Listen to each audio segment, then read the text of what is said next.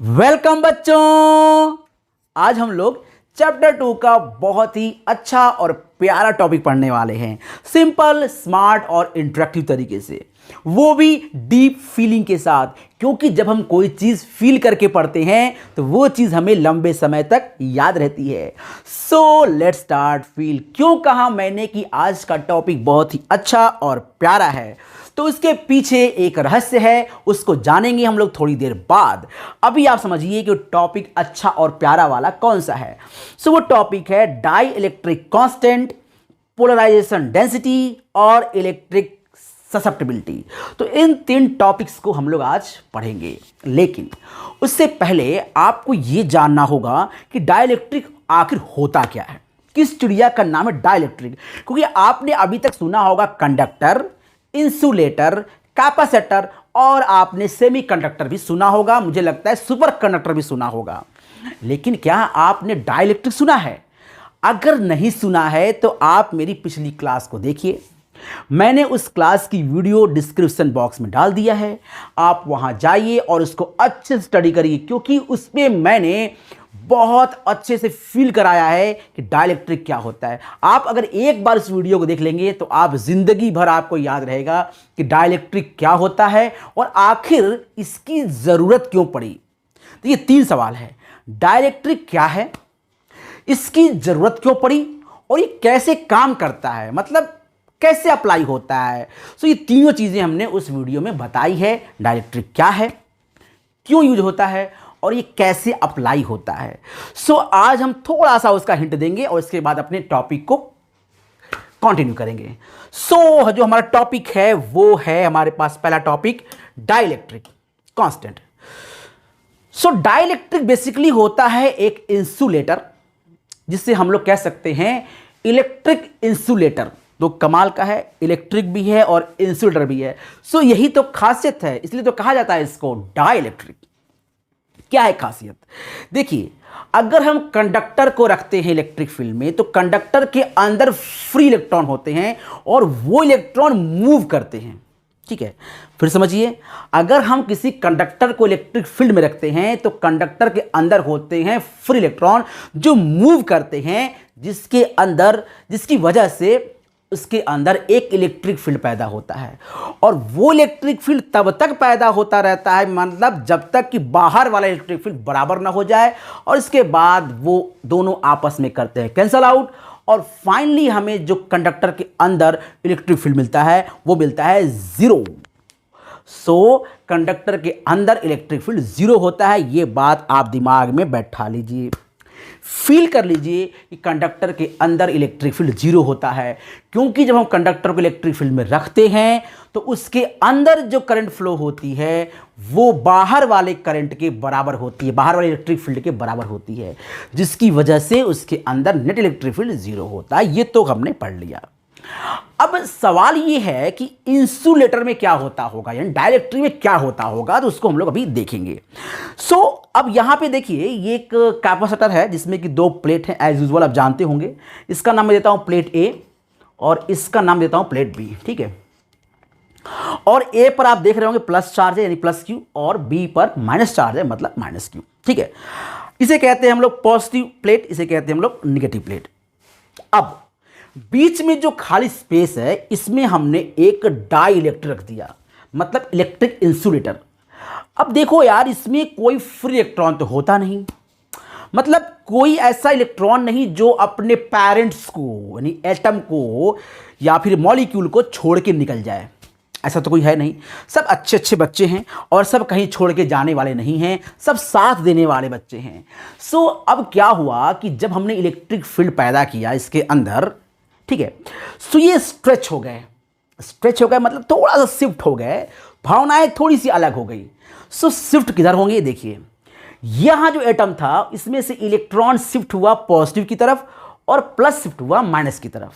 इसी तरह जो यहां वाला था, देखिए, इसका जो प्लस शिफ्ट हुआ वो हुआ माइनस की तरफ और जो माइनस शिफ्ट हुआ वो हुआ प्लस की तरफ। अब देखते रहिए, ध्यान समझिएगा, इस वाले एटम गौर करिए, इसके बाद आपको सब समझ में आ जाएगा। ठीक है, ये प्लस है तो यहां पर प्लस, यानी ये जो एटम था हमारा गोला वाला एटम, इसके जो इलेक्ट्रॉन थे वो प्लस था, वो इधर शिफ्ट हो गया और माइनस इधर शिफ्ट हो गया। अब इस माइनस की वजह से यहां जो एटम है, ये वाला एटम गोला वाला, इस एटम के भी प्लस इधर शिफ्ट हो गया और माइनस शिफ्ट हो गया, क्योंकि आप समझते हैं अनलाइक चार्जेस अट्रैक्ट करते हैं। तो इसके माइनस की वजह से यहां प्लस यहां माइनस, और इसके माइनस की वजह से यहां प्लस यहां माइनस, और इसके माइनस वजह की वजह से यहां प्लस यहां माइनस, और फिर इसके प्लस माइनस की वजह से यहां प्लस यहां माइनस। इसी तरह ये सिलसिला पूरा चलता रहता है और सारे एटम के जो इलेक्ट्रॉन होते हैं वो शिफ्ट हो जाते हैं। तो ये तो रही कहानी कि उनके अंदर क्या होता है। सो समझ में आया डाइलेक्ट्रिक क्या होता है और उसके अंदर क्या होता है। अब सवाल ये होता है कि इस जो शिफ्टिंग होती है इसकी वजह से हमें क्या मिला। ये तो इनके अंदर हो गया, तो हमें क्या मिला। तो हमें ये मिला कि जितने आप ये देख रहे हैं plus minus cancel out, plus minus cancel out, तो इस रो को ध्यान से देखिए, इसके और इसको ध्यान देखिए, ध्यान से देखिए, ये सब आपस में कैंसल आउट हो जाएंगे। ये प्लस इस माइनस से, ये प्लस इस माइनस से, ये प्लस इस माइनस से, इस प्लस इस माइनस से, सारे माइनस प्लस आपस में हो जाएंगे कैंसल, और उस वजह से जो साइड में बच जाएगा वो जाएगा माइनस और इधर बच जाएगा प्लस। सो हमें जो बेसिकली नजर आएगा वो नजर आएगा कुछ इस तरह से। इधर देखिए, इसके अंदर के सारे जो शिफ्टिंग थी, प्लस माइनस थे, वो सब हो गए हैं कैंसल आउट, और हमें सिर्फ मिला है बॉर्डर पर माइनस, इधर बॉर्डर पे प्लस। ठीक है, तो ये तो रहा हमारा 2D स्ट्रक्चर, और इससे हमें समझ में आया कि जो हमें माइनस मिल रहा है साइड में, जो प्लस मिल रहा है, वो एक तरह से डाइपोल की तरह काम कर रहे हैं। एक प्लस और एक माइनस एज डाइपोल। और हमने मान लिया कि जो इसका इलेक्ट्रिक फील्ड है वो है इधर की तरफ। ये देखिए इलेक्ट्रिक फील्ड, ये इसे मैंने कहा EP। ठीक है, पोलराइजेशन की वजह से जो इलेक्ट्रिक फील्ड आ रहा है इसे बोलते हैं EP, और जो बाहर इलेक्ट्रिक फील्ड है उसे मैं बोल रहा हूं E0। तो बाहर का इलेक्ट्रिक फील्ड E0 और अंदर का इलेक्ट्रिक फील्ड पोलराइजेशन की वजह से EP। और ऑब्वियस सी बात है कि ये वाला बहुत कम होगा और ये वाला ज्यादा होगा, क्योंकि ये कंडक्टर नहीं है। सो इसके अंदर फ्री इलेक्ट्रॉन नहीं है कि इसकी मुकाबला कर पाए।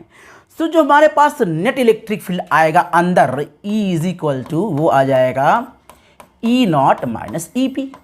ठीक है, अगर आप लिखना चाहते हैं वेक्टर में तो आप यहां वेक्टर लगा लीजिए, मुझे कोई समस्या नहीं है। ठीक है, तो आप समझ लीजिए कौन क्या है। जो E है वो है net electric field, net electric field inside dielectric. तो डाई इलेक्ट्रिक के अंदर जो इलेक्ट्रिक फील्ड है नेट, वो है E। और EP क्या है? EP है electric field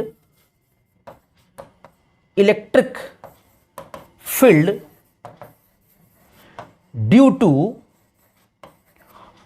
polarisation. So this called a polarisation. तो ये हो गया हमारा electric field due to polarisation. So फिर समझ लीजिए यहां पर ये जो E है वो है net electric field inside a dielectric, और ये E0 क्या है? ये है एक्सटर्नल इलेक्ट्रिक फील्ड, यानी कि प्लेट के बीच में जो इलेक्ट्रिक फील्ड है वो है E0, और जो EP हमारा है वो इलेक्ट्रिक फील्ड है ड्यू टू पोलराइजेशन। तो इस तरह से ये हमारा काम करता है। सो अब आपको यह याद रखना है कि कंडक्टर के अंदर जो इलेक्ट्रिक फील्ड होता है वो होता है 0, लेकिन जो इंसुलेटर यानी कि डाइलेक्ट्रिक के अंदर जो इलेक्ट्रिक फील्ड होता है, नेट इलेक्ट्रिक फील्ड, वो होता है E0 माइनस EP। ये बात आपको समझ में आ गई। अब एक चीज आता है डाई इलेक्ट्रिक कांस्टेंट, इसके बारे में हम लोग बात करेंगे, तो हम इसके बारे में बात अभी कर लेते हैं। So what about dielectric constant? ठीक है, डाइलेक्ट्रिक कांस्टेंट आप लोगों ने पढ़ा होगा, मुझे उम्मीद है, फर्स्ट चैप्टर में। अगर नहीं पढ़ा है तो भी आप जाके देख सकते हैं वीडियोस को। फर्स्ट चैप्टर में डाइलेक्ट्रिक कांस्टेंट था। सो डाइलेक्ट्रिक कांस्टेंट अगर हम इसकी बात करें तो what is this dielectric constant? तो वो होता है K is equal to E0 minus E। This is called dielectric constant. तो आप कह सकते हो ratio of electric field between the plates and electric field, net electric field inside the dielectric is called dielectric constant K। और हम जानते हैं K को हम लोग एप्सिलॉन R भी कहते हैं, रिलेटिव परमिटिविटी। तो आप ये भी समझ लीजिए, it is called also relative permittivity. इसको हम लोगों ने पढ़ा था फर्स्ट चैप्टर में। और इससे हम लोग कहते हैं, एक तरह से यहां लिख देता हूं मैं, कॉल्ड डाई इलेक्ट्रिक कांस्टेंट। तो ये है डाई इलेक्ट्रिक कांस्टेंट। सो E is equal to E naught upon E का मतलब क्या हुआ, फिर समझ लेते हैं। The ratio of electric field between the plates and electric field inside, net electric field inside dielectric is called dielectric constant. इसको आप ऐसे भी लिख सकते हो कि ये तो ई नॉट हो गया, और इसे लिख सकते हैं हम लोग ई नॉट माइनस ई पी, ये भी लिखा जा सकता है, तो हमने इसको भी लिख दिया उठाकर। सो ये है हमारा डाइलेक्ट्रिक कांस्टेंट। चलिए अब एक कॉन्सेप्ट आता है हमारा आगे, पोलराइजेशन डेंसिटी, और इसके बारे में बात करने से पहले इसको हम लोग 3D में फील करेंगे। अगर हम 3D में फील करेंगे तो हमें ये बात समझ में आएगी। So feel it in 3D mode. So 3D mode में कैसे फील करने वाले हैं हम लोग, उसको भी देख लेते हैं। देखिए अब हम यहां पर ये 3 बुक्स ले लेते हैं, ठीक है, और इससे समझने की कोशिश कर लेते हैं पहले। देखिए आपके सामने ये 3 बुक दिख रही है, ठीक, इसे देखिए, और यहां पर आप मान लीजिए कि ये जो बुक दिख रही है, 2 बुक आपके सामने, ये साइड वाली 2 बुक जो दिख रही है आपको, ये दोनों बुक मान लीजिए कि ये दोनों कैपेसिटर के प्लेट हैं। इस तरह से ये प्लेट देखिए, ठीक, और ये जो बीच में आपका रखा हुआ है, ये जो दिख रहा है बीच में, ये है डाइलेक्ट्रिक, जिसे आपने यहां पर रख दिया है। सो बात समझ में आया आपको? ये डायग्राम जो आपको दिख रहा है वो ऐसे नहीं है, वो इस तरह से है। 3D स्ट्रक्चर समझिए इसको, कि ये जो आप देख रहे हैं वो एक प्लेट है कैपेसिटर का, ये भी एक प्लेट है कैपेसिटर का, और ये जो बीच में आप देख रहे हो ये है डाइलेक्ट्रिक, जिसको आपने डाल दिया है, ठीक। अब इस डाइलेक्ट्रिक की खासियत क्या है कि ये जो इसकी थिकनेस है वो है डी, स्मॉल डी, और इसका जो सरफेस एरिया है, ये वाला सरफेस एरिया, ये सरफेस एरिया है हमारे पास ए। और देखिए क्या होता है, मैं इसको हटा के दिखाता हूं आपको, ठीक है, इसको हटा दिया मैंने। अब समझिए इसको ऐसे करके, इस पर था आपका प्लस चार्ज, ठीक है, जिसे प्लस चार्ज था तो इस वाले प्लेट पर, देखिए इस वाले प्लेट पर आ जाएगा नेगेटिव चार्ज, और इस वाले प्लेट पर क्या आ जाएगा, पॉजिटिव चार्ज। समझ में आ रहा है? ये प्लेट अगर हमारे पास पॉजिटिव है तो ये नेगेटिव होगा और ये पॉजिटिव हो जाएगा। तो आप समझिए कि अगर ये पॉजिटिव और ये नेगेटिव, यानी 2 अलग अलग चार्ज हो गए। फिर समझ लेते हैं एक बार, अगर ये पॉजिटिव जो कि यहां पर दिया हुआ है पॉजिटिव, ठीक है, सो ये वाला क्या हो जाएगा, नेगेटिव, तो ये हो गया नेगेटिव ये वाला, और ये क्या हो गया, पॉजिटिव। अब इसको हटा देते हैं, इसको देखिए, सो ये नेगेटिव और ये पॉजिटिव हो गया, और बीच का डिस्टेंस कितना है, डी, तो ये बिहेव करेगा एज अ डाइपोल। एक पोल ये बना, एक पोल ये बना, और बीच का डिस्टेंस कितना हो गया, डी, और इस सरफेस एरिया कितना है, ए। तो इसी चीज को मैं आपको समझाना चाह रहा था कि जो डाइलेक्ट्रिक है, इसका जो एरिया है, सरफेस एरिया, इसका जो सरफेस एरिया है वो हमारे पास है ए, ठीक है, और जो इसकी थिकनेस है, वो है हमारे पास स्मॉल डी, ये है थिकनेस। और हम चाहते हैं निकालना कि बताइए कि इसका कितना डाइपोल मोमेंट। सो डाइपोल मोमेंट की अगर बात करें, कॉल्ड डाइपोल मोमेंट, किसका निकाल डाइपोल मोमेंट, हम निकालें डाइलेक्ट्रिक का, ऑफ डाइलेक्ट्रिक। तो हम निकालना चाह रहे हैं डाइपोल मोमेंट ऑफ डाइलेक्ट्रिक। सो इसकी वैल्यू कितनी आ जाएगी, आप बोलोगे एक चार्ज, तो हमने कहा या क्यूपी, ये क्यूपी हो गया, मान लेते हैं यहां क्यूपी चार्ज इंड्यूस हो गया, सो ये क्यूपी हो गया, और इनटू इनके बीच का डिस्टेंस, इसको मैंने डी बोल दिया। सो ये हमारा है डाइपोल मोमेंट। बात समझ में आ रही है कि डाइपोल कैसे बना, इसका डी क्या है, थिकनेस, यानी 2 चार्जेस के बीच के डिस्टेंस, कॉल्ड थिकनेस, और इसको मैंने कहा डी, और इसका सरफेस एरिया है ए। तो ये है हमारा डाइपोल, यानी डाइलेक्ट्रिक एज अ डाइपोल, इसका 3D रूप। अब हम आगे बढ़ेंगे, और आगे बढ़ेंगे हम लोग यहां पर आ गए सो पोलराइजेशन डेंसिटी, और इसको भी हम लोग समझने की कोशिश करेंगे, ठीक है। सो डेंसिटी क्या होता है, डेंसिटी होता है मास अपॉन वॉल्यूम। तो कुछ ऐसा यहां भी समझ आएगा, तो जैसे होता है मास अपॉन वॉल्यूम, वैसे होगा डाइपोल मोमेंट ऑफ वॉल्यूम। सो इससे मैंने कहा डाइपोल मोमेंट अपॉन वॉल्यूम, यही है हमारा पोलराइजेशन डेंसिटी। इसका सिंबल क्या होता है, इसका सिंबल 2 होते हैं, एक तो P होता है और एक होता है sigma P. This is called dipole moment upon volume. जैसे मास अपॉन वॉल्यूम होता है वैसे ही होगा ये डाइपोल मोमेंट अपॉन वॉल्यूम। देखिए इसको हम थोड़ा सा छोटा सा डिराइव भी कर सकते हैं। देखिए आप डिराइव कर सकता हूं आपको, आप समझिए। जो सिग्मा पी होता है आप जानते होंगे ये क्या होता है, ये होता है सरफेस चार्ज डेंसिटी। ये किसका है? Surface charge density of dielectric. जो डाइलेक्ट्रिक में चार्ज हमारा, देखिए डाइलेक्ट्रिक में जो हमारा चार्ज इंड्यूस हुआ है वो कितना इंड्यूस हुआ है, तुमने कहा sigma P. Sigma P is a surface charge density of dipole. तो ये इसकी वैल्यू कितनी होती है? आप बोलोगे क्यूपी अपॉन ए होती है, क्यूपी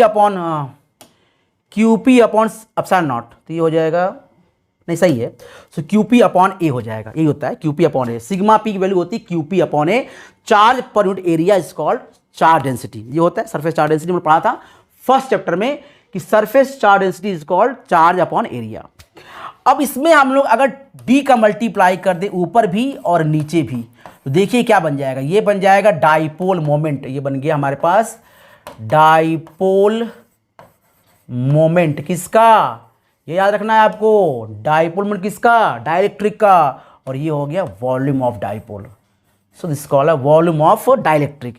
सो डाइलेक्ट्रिक का डाइपोल मोमेंट और डाइलेक्ट्रिक का वॉल्यूम, इसका रेशियो होता है हमारे पास पोलराइजेशन डेंसिटी, जिसको हम लोग पी कहते हैं।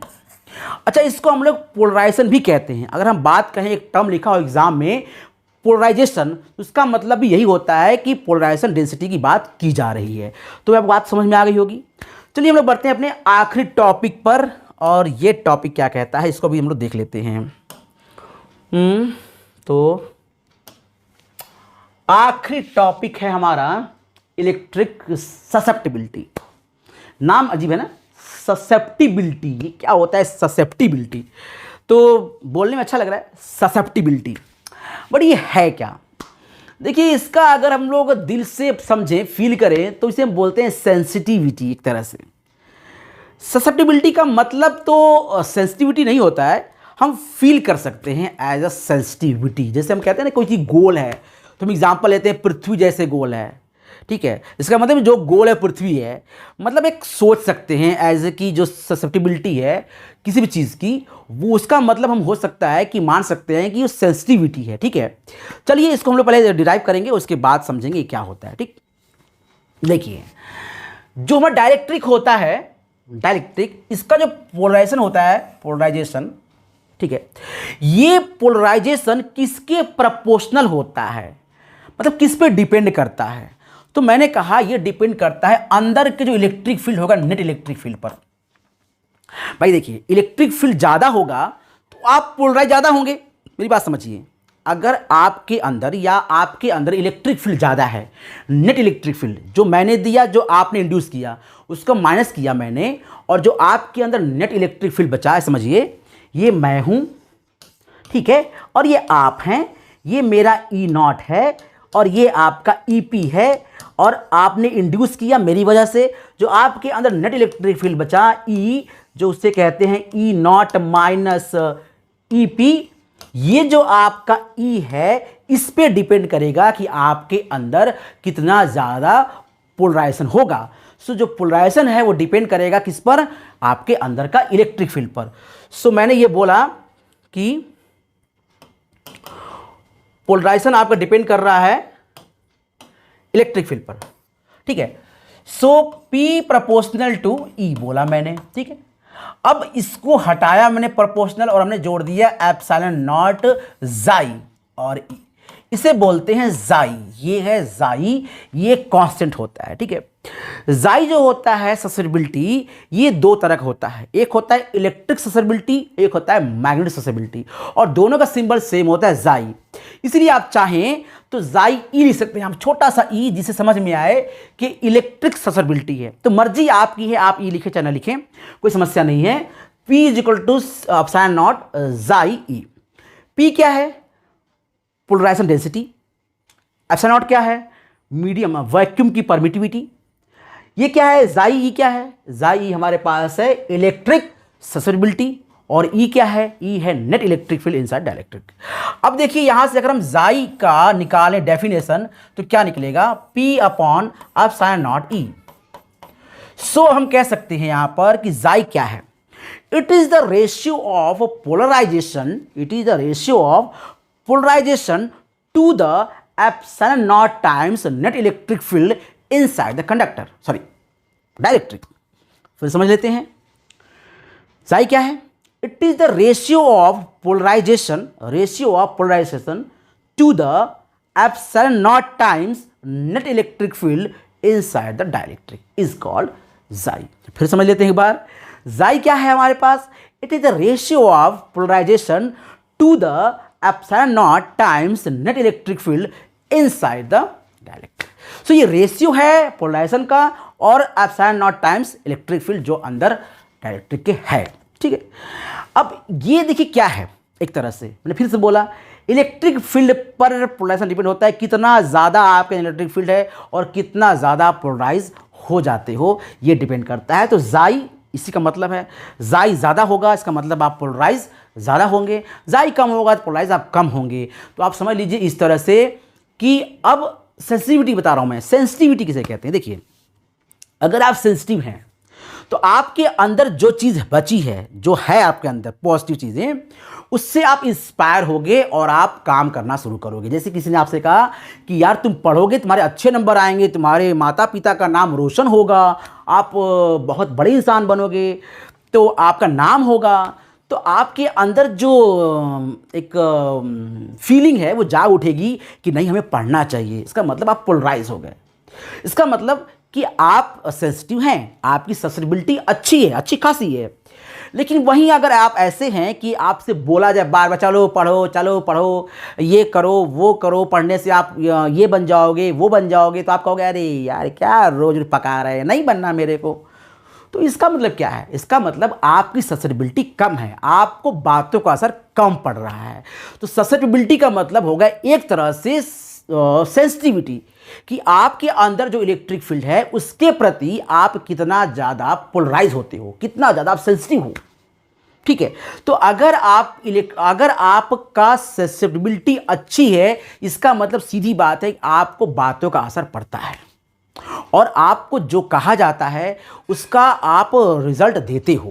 और मुझे लगता है कि सभी बच्चों का ससेप्टिबिलिटी अच्छा होता है, असर पड़ता है। हाँ कुछ प्रॉब्लम्स होती हैं, उन प्रॉब्लम्स को जानना ज़रूरी है कि बच्चा क्यों नहीं पढ़ रहा है, क्योंकि उसका पढ़ने में मन नहीं लग रहा है, शायद उसका कॉन्सेप्ट क्लियर नहीं है, शायद उसे समझाने वाला कोई नहीं है, तो वो बेचारा पढ़ने का मन नहीं करता। सो कोई बात नहीं बच्चों, मैं हूँ आपके साथ। कोई भी प्रॉब्लम हो आप कमेंट में लिखिए कि सर मुझे ये चीज़ प्रॉब्लम कर रही है, मैं बेसिकली उसके ऊपर अलग से वीडियो बनाऊंगा, चाहे वो 5 मिनट क्यों ना हो, लेकिन मैं उसके लिए अलग से वीडियो बनाऊंगा और आपकी प्रॉब्लम वहाँ सॉल्व करूंगा, चाहे कितना भी बेसिक क्यों ना हो।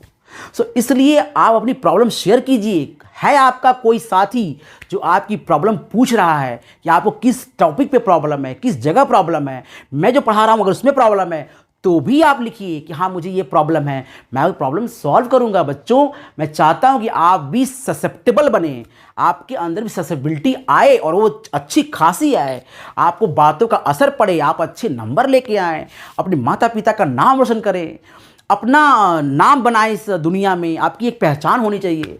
सो बच्चों आप कर सकते हैं, मुझे आप पर ये भरोसा है। बस आखिरी टॉपिक बचा है और उसे भी हम लोग कवर करने वाले हैं।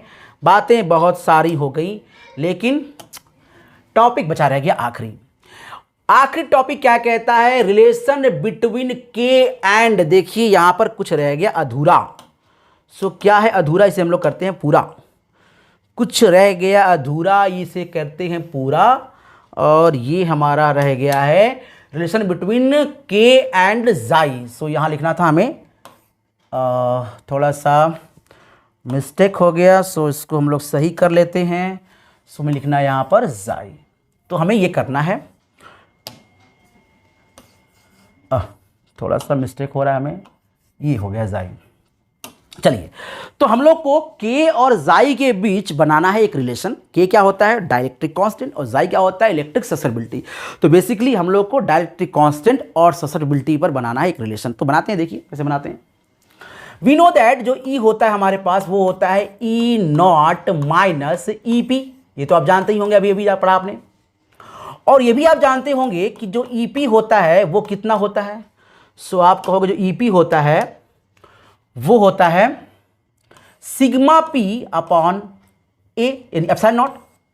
आप जानते हैं जो ई होता है हमारे पास, ई की जो वैल्यू होती है वो होती है सिग्मा अपॉन एप्सिलॉन नॉट।